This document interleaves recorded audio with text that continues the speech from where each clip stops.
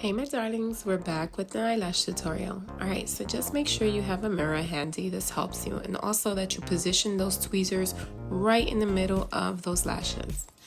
Now you're going to apply your lash glue. I like to apply it directly on my lids.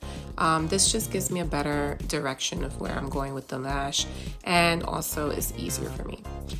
Let that get tacky, but in the meantime, go ahead and put your mascara on in case you have any glue that's on your lashes. That mascara takes it away.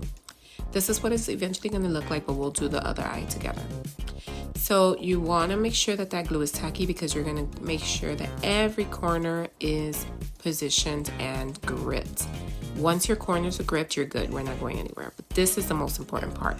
Definitely squeeze those lids.